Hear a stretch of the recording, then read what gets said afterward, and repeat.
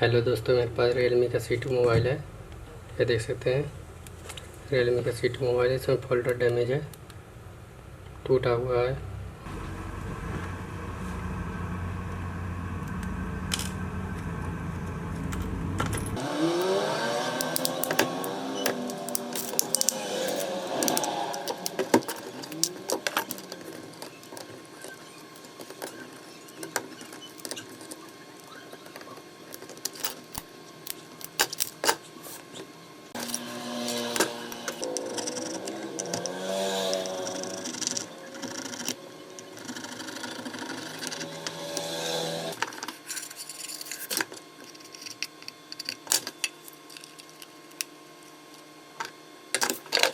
Chrome को कर लेंगे हम पेस्टिंग।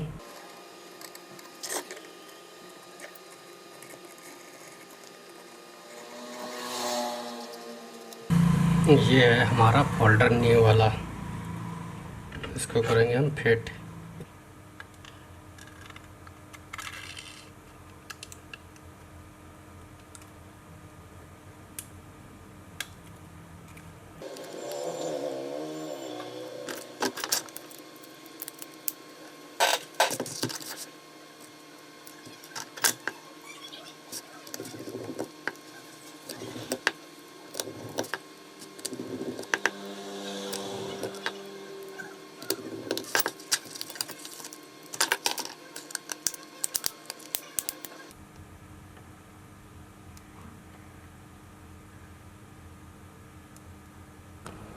दोस्तों, हमारा मोबाइल बिल्कुल रेडी है। आप लोग देख सकते हैं, मोबाइल ऑन है।